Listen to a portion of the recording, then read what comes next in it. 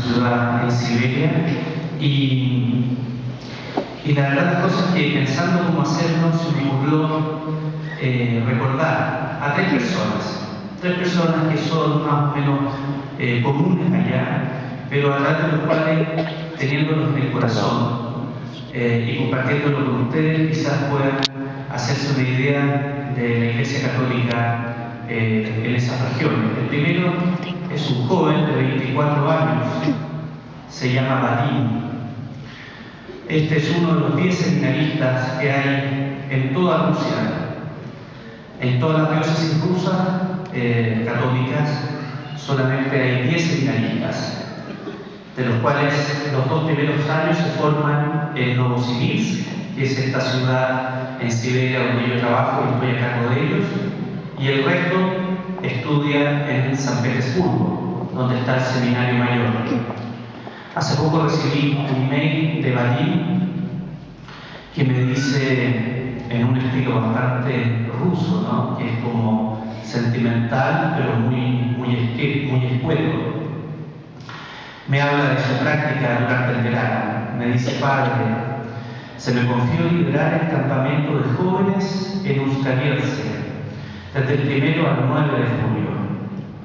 Padre, la naturaleza era sublime. Usted no se imagina cómo se puede ver a Dios allí.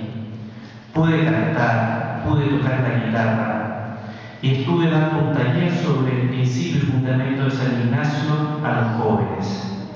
Además del campamento, escribe, tuve la suerte de acompañar cada día al párroco a los campos.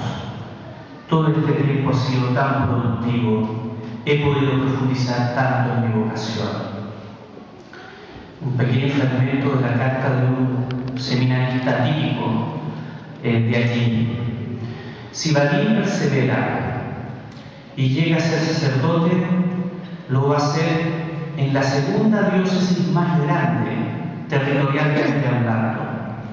Si Vadim se ordena, se va a tener que acostumbrar a celebrar misa generalmente a no más de 5 o 6 personas, generalmente en los campos donde se reúnen las familias católicas. Si se ordena y llega a ser cura en una ciudad, va a tener un poquito más de público, pero nunca tanto tampoco. Siempre una iglesia de minoría. Y Vadim, ya lo sabe, se va a tener que acostumbrar a viajar incluso hasta 800 kilómetros solo para celebrar una misa, para después regresar a su ciudad. La iglesia rusa es una iglesia dinámica, pero una iglesia siempre en minoría. Vadim también me recuerda otra característica que me gustaría compartir con ustedes. Él nació en Kazajstán y después, ya cuando tenían que decidirse, ¿no?, qué pasaporte tomar, él y su familia viajaron a Rusia para adquirir el pasaporte ruso, que es mejor que el kazajo. Él es de ascendencia polaca.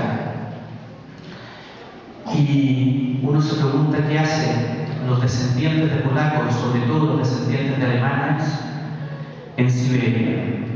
Y esa es la segunda parte, el segundo personaje que a mí me gustaría compartir con ustedes.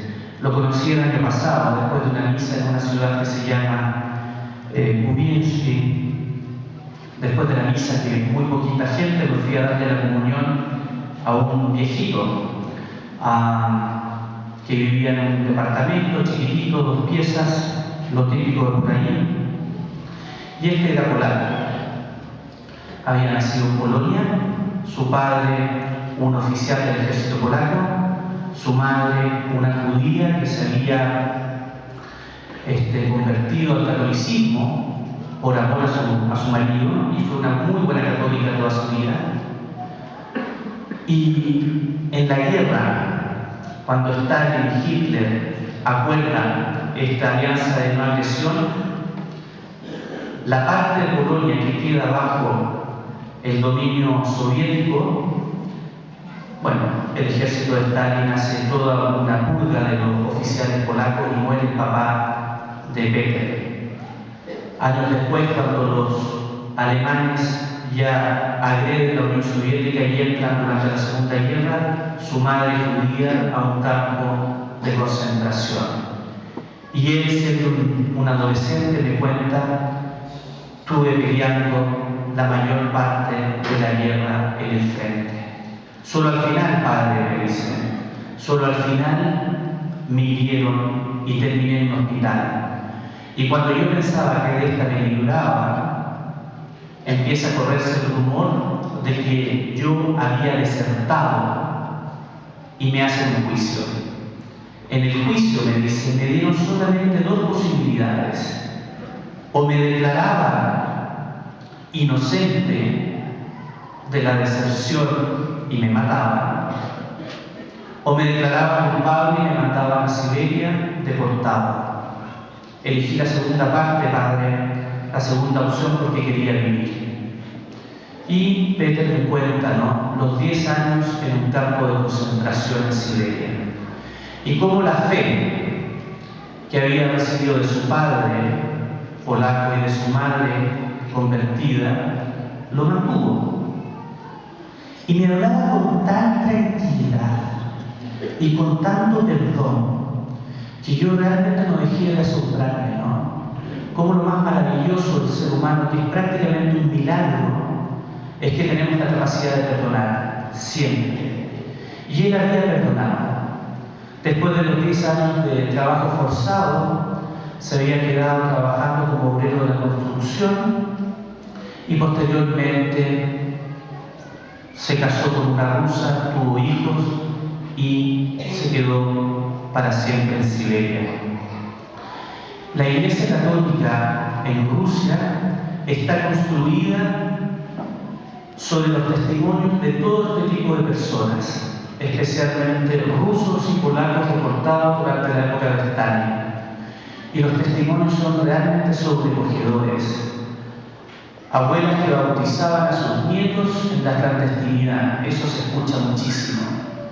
Y personas que han sido deportadas, sobre todo cuando eran chiquititos, en unos trenes durante la Segunda Guerra, justo antes de empezar la Segunda Guerra. Una iglesia que tiene buenos fundamentos en ese sentido, que está construida sobre roca. La Iglesia Católica, por último, en Rusia, hoy en día es distinta. Hay una nueva generación de rusos que se han convertido al catolicismo, muy pocos, la mayoría por supuesto son ortodoxos, que son tipos profesionales que han viajado a Occidente y que les toca ser católicos en un ambiente claramente de minoría. Muy parecido a lo que pasa con las iglesias evangélicas en países donde la mayoría son católicos. Una cosa así somos los católicos allá en Rusia. El diálogo ecuménico es muy pobre. La relación con los ortodoxos depende de qué diócesis estemos hablando. En la mía es muy pobre. No podemos rezar con los ortodoxos porque los católicos somos los herejes, no hay permiso para rezar con nosotros. Pero así todo uno encuentra sacerdotes ortodoxos que son fenomenales. Y es la tercera persona que quiero recordar, al padre Alexander, que es de los liberales allá. Ser liberal allá significa salir al encuentro de los católicos. Y nos juntamos, yo con él, con católicos, protestantes y ortodoxos, a rezar una vez al mes y a visitar un internado con inválidos. El padre Alexander sabe el costo que tiene para él, para su señor y sus hijos, como ortodoxo. Él simplemente es un paria dentro de sus colegas sacerdotes ortodoxos, pero es un testimonio del futuro de la Iglesia Católica y de la Iglesia Ortodoxa allá, ¿no? Que tarde o temprano vamos a tener que encontrarnos y vamos a tener que dialogar. Para terminar, hace 2 semanas atrás me junté con mis compañeros jesuitas, yo soy jesuita, con mis compañeros de generación, fuimos a la playa, que somos 3. Mis compañeros, Carlos Bresciani y Juan Eduardo Rosalía, trabajan en Tirúa, en el sur. y están muy comprometidos con todo el poder ayudar a destrabar el conflicto mapuche. Y conversábamos cada uno de nosotros de nuestra experiencia de iglesia.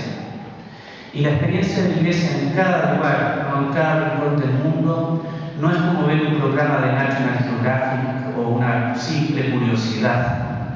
Es que realmente todos nosotros juntos somos iglesia.